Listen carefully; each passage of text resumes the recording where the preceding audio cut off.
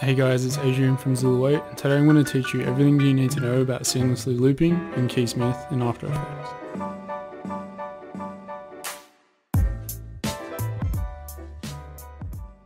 So at the end of the first part of this tutorial, we went through how to animate the tracking from left to right and then right to left. I pretty much went ahead and just easy eased these two keyframes between all of these and then looped it so it goes from left to right, stops, pulls it back, and then does the opposite and goes back. So I'll let you guys go ahead and do that, and then once you get to that stage just catch up. But I will however show you how I used Keysmith to actually easy ease these curves consistently. So if we play this back, you'll see that all the curves are consistent back and forth. And if we go into the graph editor, I'll just highlight all these first and then go into the graph editor by clicking that button. You'll see that these curves are fairly consistent across the board. So what you can do is when you highlight two of these easy ease points, let's just redo it for now. If I just hit easy ease, you'll see you get this consistent curve, which is ease in and then ease out. So what Keysmith allows you to do is you can punch in custom numbers to get these little handles to represent those exact values. So 40 to 60 will give you a curve that looks like it's going 40 in and 60 out, and that's in terms of speed and influence, so how many units a second that travels. So if it was then 60-40, which I had originally, you can just punch those numbers in and then hit play, and it will actually give you those exact values. So if you're trying to do that across multiple different things, different keyframes, it's just going to keep all your animations consistent. So you don't have random mismatched things. Like, to the naked eye it probably doesn't seem that obvious, but once you get down to the nitty gritty things of animation, you want it all to be consistent. So yeah, if you wanted to do it for this one, and for example, you do it again. But I do know, however, sometimes it will affect your left influence, and sometimes you don't want that to happen. So to stop that from happening, you'll have to highlight all of them and then hit speed and influence and hit play on whatever that is, so that it does it all to all of them consistently and not just some in between. So now if you look at this and play it back, it's identical front and back. That's exactly what we want. Just to show you guys an example of what you're going to end up with today, after doing the first steps and first part, you then have the animation pre-comped. So all of this animation of this will be pre-comped, and then we'll seamlessly loop that in the second part. So I'll show you that now. If you go over here, then you'll end up with something like this. So hopefully you'll learn some tricks today on how to seamlessly loop things from start to finish. These, to keep in mind, these are just my techniques and what I would do. There's probably many different ways that you can actually seamlessly loop and also seamlessly tile things as well. So you've got this hero animation that we created in the last thing, pre-comped and ready to go. So when you play this, obviously you've just got that playing in the background, and that's seamlessly looped inside that. So I'm going to show you guys a really easy technique on like using kind of like a null rig to parent everything to, and then that keeps everything consistent. You don't have to worry about copying heaps of keyframes onto different layers. You can just literally parent it straight onto a null, and then that way you control everything with that one null. Keeps it all clean, keeps it easy to follow. Other people who jump into your project can instantly see that, oh, that's how he's controlling all these things. They don't have to delve into different layers and stuff. So I'll just show you guys how to do that. First of all, you start with a null object, bring that into your comp. So if you don't know how to create a null object, you go into layer, new null object, or you can hit Control-Alt-Shift-Y on your keyboard. And then once you bring that in, you should rename that. So I would call that like CTRL for controller, or control, whatever you want to call it. And then I would say animation slide down. So then that's done. What I would do is then parent this hero animation to that null, so that whatever you do with this null is going to control this animation. So if we hit P on our keyboard, my pre-comp here composition settings are actually 2000 by 2000. So going off that, this is going to be dead center, because if it's 1000 1000, it means it's 1000 pixels from the top and 1000 pixels from the side, and that's dead center there. So if we want to move this position downwards, we would want to move it, so from that previous example and the previous animation that we're basing this off, I actually noticed that they're moving half the design up and then half of the other design in. So what you would want to do is over, how many frames is that?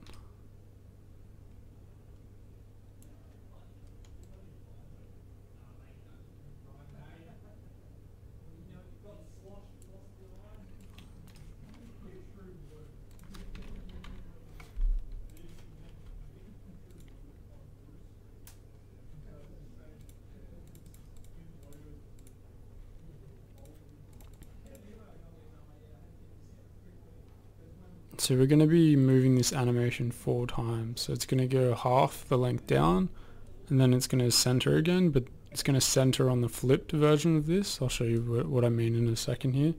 And then when you go another second forward, it's going to be halfway through the flipped version, and then it's going to be on the final state of the new version. So I'll show you that now. So when we move this null down, sorry, on the right side here by, I think it should be 1500 to go halfway down.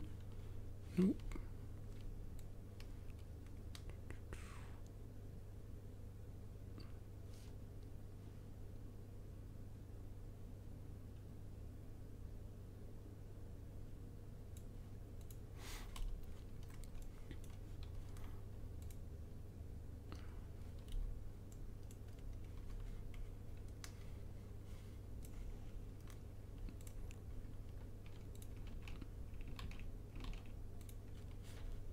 Alright, so you've got this all centered and ready to go.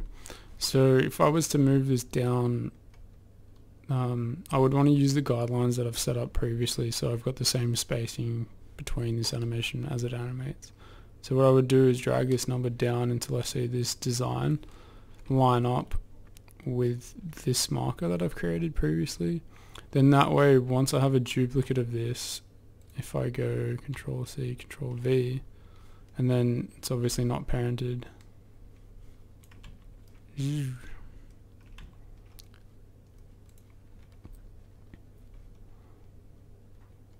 Alright, so I've got a keyframe here on my null for my resting spot. This is where I want my initial animation to start. It's going to be centered to the screen. And then what I want is for it to go halfway down as another one from up top comes into the shot. So what I would do then is then move forward 1 second. We'll probably we'll leave that at 5 for now.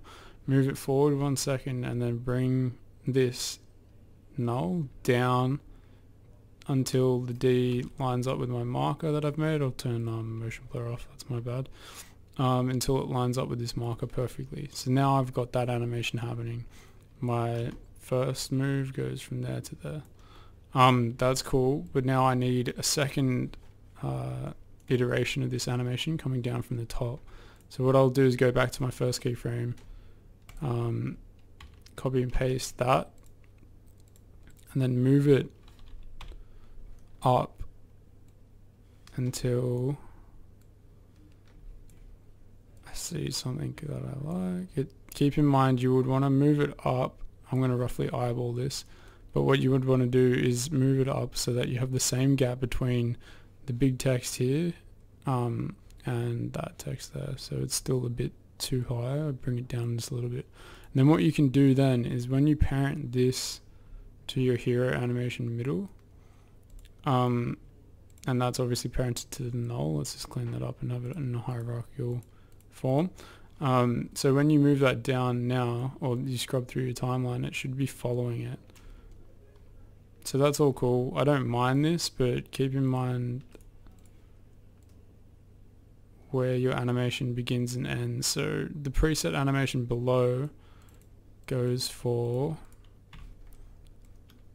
shift 1, 2, 3 times, so it's 30 frames. So what I would have to do is make this the same. So I'd go shift down, page down 3 times until I get that amount of frames, and then I would drag and put that keyframe there, and I should have done that before, that's my bad as well. Cool, so we've got that happening, and then so as this slides down it should finish at the exact same frame now. There we go. And it's obviously going to look a bit weird before we easy ease this and make it the same kind of curve with Keysmith. So we've got that animation, that's cool. So what we need to do now is rotate that by 90 degrees positively. Oh, sorry, rotate the hero animation middle 2, the copy of that, by 90 degrees. I don't mind this. I'll probably make it minus 90 just because I like the look of that better. And I'll probably move it slightly up a little bit so that I have my markers lining up as it, yeah, so it's all in line with those rulers, sorry. Alright, cool. So that's gone down by a half length, and then what I've got to do then is move it down again so that the second copy is centered to the frame. So if I hold shift and do page down 3 times, I get 30 frames. And then what I can do then is move my null down, and because it's all parented it will drag everything down, and then line up the top of that N with my desired part, make sure that I've got the same space there. So now this is all centered to the frame. This is exactly where I want it. Actually, you could probably go down a bit further. If you don't know where the center is, you can turn on your title save, and then it will give you a crosshair where you should have your center. So obviously this section here is designed, that's meant to be lower because the D is meant to be somewhere down here. So let's drag that down just a bit further until that's centered in that box. You can obviously just eyeball this, but usually the design should be just under that title safe. So that all looks fairly centered to me. I could probably go a little bit further.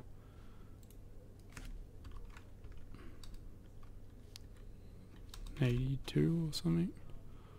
No, probably a bit further up. Cool, I'm happy with that. That looks centered to me. So now you've got that keyframe that automatically plopped in there. And you've got these two things and it's almost seamlessly going down. So what I would do then is easy ease these keyframes that so another thing I forgot to do, which I should have done just before, is actually once it gets down to here, because we're trying to copy the same animation that's in here, it actually has a keyframe that halts it, and that's the style we're going for. So what I'm going to do is copy and paste this keyframe just after that one, and then hold shift on that second keyframe and go shift page down 3 times, and then realign that. So now we've got this matching with the sub layer in the pre-comp, so then it goes, there we go, we've got that nice halt and it animates like that. Cool, so you've now just animated your first section. What I would then do is grab all the keyframes and make sure you hit F9 like I did before, and then what I would do is I've got to match these curves to the ones inside these pre-comps, otherwise it's going to be mismatched in terms of speed and flow and it will look a bit off to the eye. So then what I will do is just hit play on the Keysmith on 60 and 40 like I did in the other one, and then if we go back to our timeline you will see that it animates exactly the same and it all lines up in terms of speed and flow, how it eases in really fast and then eases out really slow. I'm happy with that. So now what I need to do is then again I would go to the end of my keyframes you can then duplicate these two, duplicate them. They're obviously not going to be parented. And then I would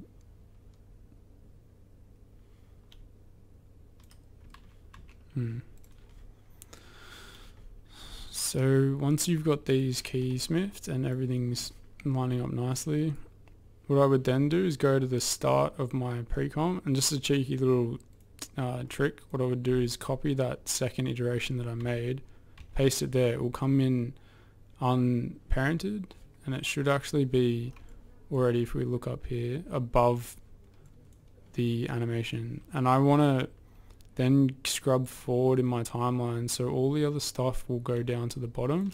And then what I can do is literally just parent this third one, and let's move it down to be clean, and then parent that to the second one. So what that does is just skips the process of you having to manually move your null once it's parented. So I just cheated that by moving everything down in the animation because I already had that animation there. So now you can pre-comp that, and it should stick and go even further up at the beginning and stays consistent. So once you've got that down the bottom, we obviously want to rotate it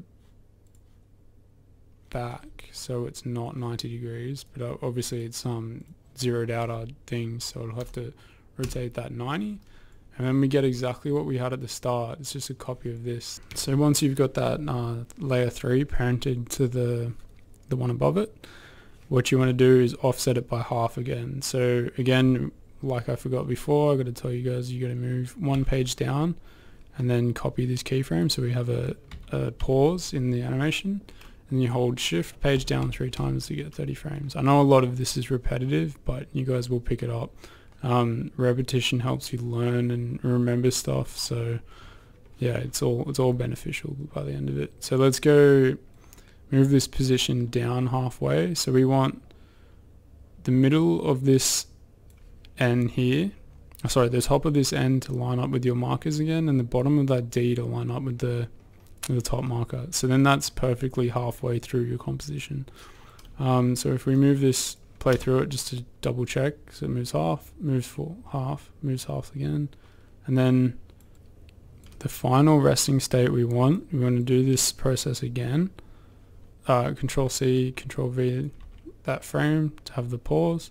Then you want to move hold shift page down 3 times to get another 30 frames. And then we want to move this composition down so that we have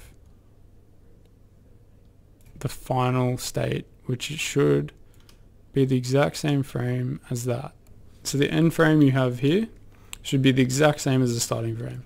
So what we need to do, obviously it's not the exact same because there's a composition down the bottom here at the end, and then there's a composition at the top here. So what we need to do is make sure that there's a composition top and bottom so it looks like it seamlessly loops. So what we can do now is go to your final end frame. Actually, go to the beginning of your frame, grab your second comp here, which is the one up here, copy and paste that, drag it down to the bottom so it's going to have no animation on it at all. Go right to the end of your animation, and then that will stay still.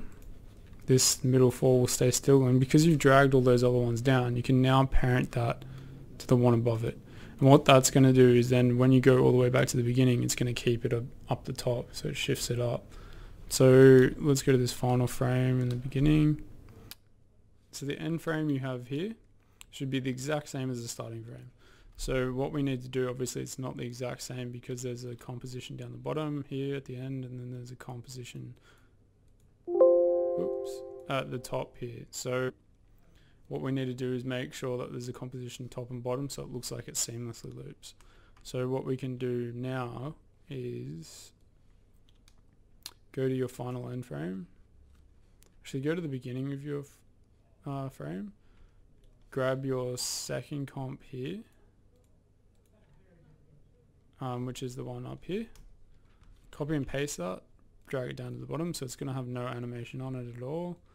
Go right to the end of your animation, and then that will stay still.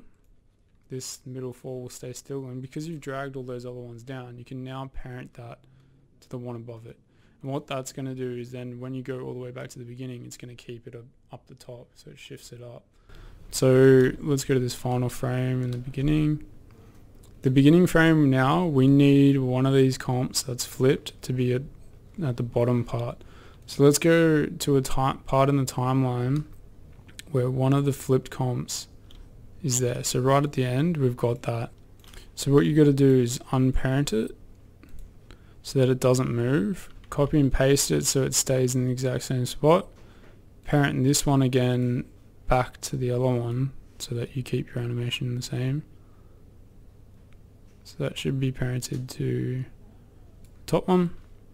Drag this right down to the bottom, and then you've got that stationary, and you can go all the way back to the beginning and then parent this to your first one, I believe. So you want this one referencing the very top one again, because I mean technically you can parent it to anything, but we just need it moving the same as the other one. So now if you go scrub through your timeline, the beginning and end should be identical.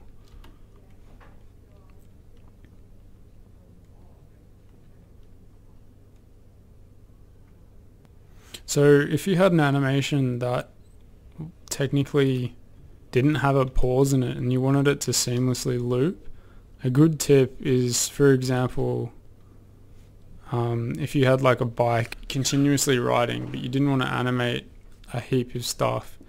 This is a really rough example, but you would have the animation playing throughout your timeline and then make sure that the end frame and the start frame are exactly the same. But what that would occur is that you would see the same frame twice, and you don't want that to happen. So what you would do is just go to the end of your timeline, wherever your last keyframe is, go up a page, and then bring your playhead back one so that it only renders everything except for the last frame, because the last frame is technically going to be the first frame, and then there's no pause in your animation and everything should line up seamlessly. But in this example it's weird because I've got these pauses, so it actually needs to have a keyframe at the end and at the start. So then you have that nice pause that lines up seamlessly with the rest of it. So again, let's highlight all these and make sure that our Keysmith is exactly the same, and if we go to our timeline we can see this is all nice and consistent across the board. There's no variations in any of these animations. It also matches up perfectly with your pre-comps, so you have these nice animations in there as well, and then everything looks consistent and really, really nice and smooth. So let's play through that again. I'm really happy with how that turned out. It dynamically looks like it's moving across the page. So now what you want to do is have a copy of that from the middle to the left side, and then vice versa, you want it to be on the right side to match our example, for instance. So what I would do is then grab all this animation, go back to the beginning, grab all this animation, copy and paste it by Control C, Control V. And then what I would do is, because it's not parented to anything, I mean the main one, sorry, isn't parented to the null, which is good, that's what you want. You want to drag that comp over to the right side, and obviously make sure you've got the same spacing in between here as you would between these letters. Just for kerning's sake, it looks nice. And then what you would want to do is move this up so that half, sorry, I would move it down so half the design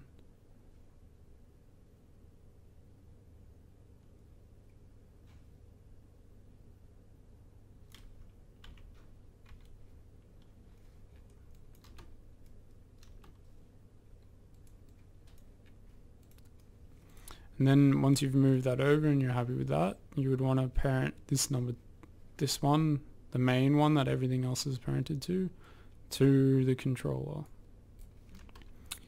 And then what you'll end up with is something like this.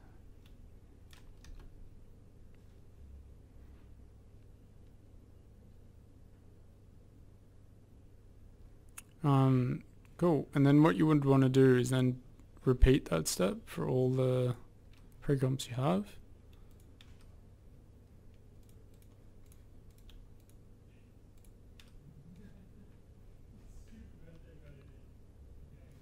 Copy and paste, and then move this all the way over to the right. Make sure you have the same kind of coning on the sides, and then make sure you parent this to the top. So now what that's going to do is have a seamlessly looped animation between everything. Like, I like this, but judging from my reference, they don't match up. So these side bits need to be offset again. So what I'm going to do is then grab all of these that I made before and move them down half so that this section is offset and lines up with that. So if we move through now, you'll get a much more dynamic looking thing because it doesn't all line up. And then you want to grab this top section and move that up by half. So then it looks like it's staggered upright. So then if all is well, it should seamlessly loop across the whole thing. Still looping, still works well. Looks really nice with all the different rotations, everything's kind of working as one, and it looks infinite because it's seamlessly looped. And if you want an added effect, I would just turn on motion blur, and then you get this nice smooth motion blur that replicates a real camera. So I hope you guys learned something with Keysmith and seamlessly looping in After Effects. If you want to check us out on zulu8.com.au and go to our Instagram and Vimeo, we've got a new video out each week that's going to help you guys hopefully learn some stuff about motion graphics, 3D, cinema and Octane. So check us out, give us a follow and a like, and I hope you guys learned something today. Cheers, have a good one.